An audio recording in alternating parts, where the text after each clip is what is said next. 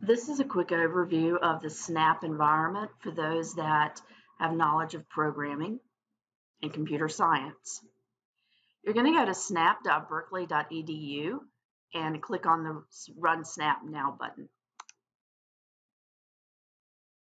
Your environment pops up, and just to give you a brief overview, this is your File button that's going to let you open new,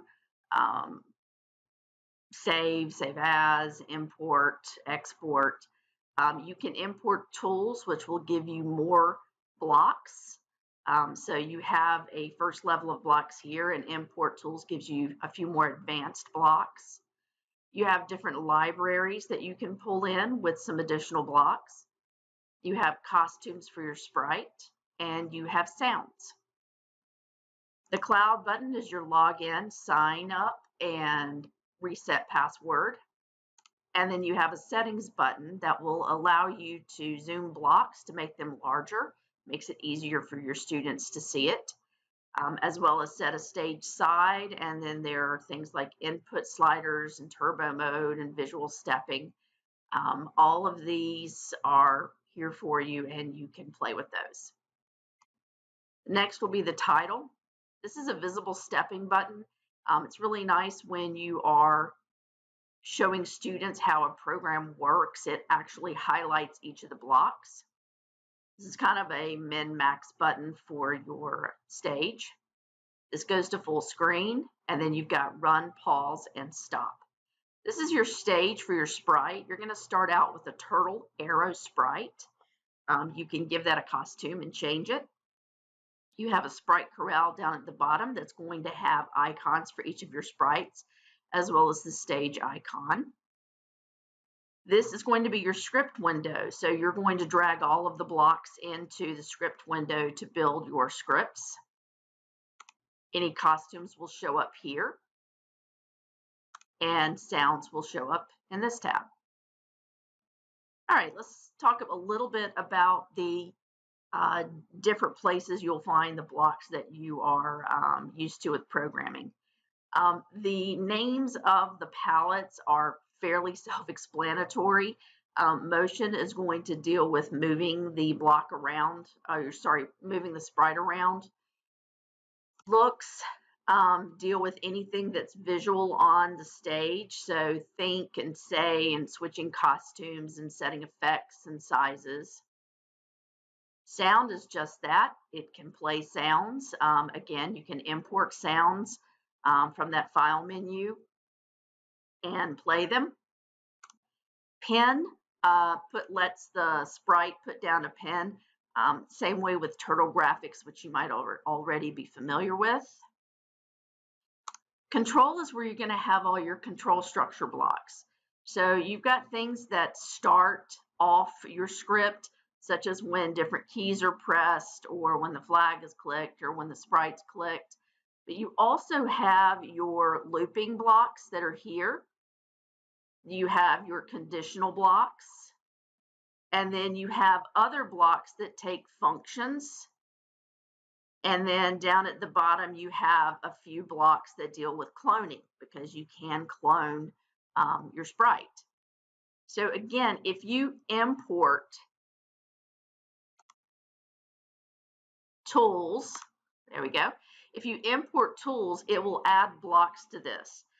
One of the main blocks that you'll like to have imported is going to be a for block. So if I scroll down below the make a block, this is where you're going to create your own functions or procedures. So you'll create your own blocks by clicking this button. So below that, you'll see the different blocks that you have acquired by importing tools. And again, one of the most important is this for loop. So if you want to do a try catch, it's in here. You can throw a message to the user. You also have an if with a predicate block. All of the predicate blocks that return true or false, most of them are going to be in sensing and operators, and I'll show you those in just a second. So that is the control. And again, that's where most of your control structures are. Sensing is for when the sprite comes into contact with something. So you have a few predicates. If you are, if the sprite is touching a color or another sprite, you can use the ask button, and this is going to get a temporary value that's going to go into the answer. So answer is not something that is held. So if you ask 2 questions, answer is going to be overwritten by the answer for the second question. So you definitely want to create variables and store those if you need them. Then we have different events such as is the mouse down, are keys pressed, and several others that you can play with, including a URL one, because you can read text from the internet into Snap. All right, so this is the operators. Anything math is going to be in here, as well as some things like join text, and looking at the different letters given an index position. In Snap, the index position is 1 instead of 0 for the first letter in a word. You can get the length of a word, so you have some string reporter blocks here that will return.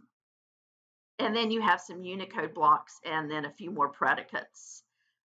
Again, below the make a block, you have some things, and these are blocks that I acquired by, again, importing those tools. Okay, so again, you've got some predicates and that you're going to use within those control blocks, for the ifs and whens and different looping. All right, and variables. You're going to create variables by clicking on the make a variable. So that will actually create the variable. You can give it an initial value or initialize your variable using the set. The change updates, and then you can decide whether or not you want to show or hide. When you make a variable like this, I'm just going to call it first thing that my finger hit, it will show up on the stage. So if you do not want it to show up on the stage, then you can hide it at any particular time, or if you don't want it to show up at all, you can just deselect it here. You can inherit from others. These all deal with lists. So we do have container objects in Snap. So you can create lists. You can do lists of lists, just like you can do recursion and higher order functions within Snap. And then below the make a block, you have all of the different blocks that I acquired from the import tools, including a for each item in a list. So this little window looking image is where you're going to hold a list. You're going to create a list by making a variable. So there's just a list example, and then you're going to set my list example, and then I'm going to bring over the list, get rid of that. So now when I set it, it's going to become a list. Let me give it a couple more so that you can see. There you go. So you can see that it goes from being a variable, the way it looked before, to being an actual list. And if I want to get rid of that, I can do so. Okay, so you can also add things into a list. So lists are dynamic in Snap. You don't have to worry about setting a list to another list because you can't change the size of the list within Snap. So that is an overview, very quick, of the Snap environment. We also have a Snap manual that goes into greater detail about some of the advanced things that you can do within Snap.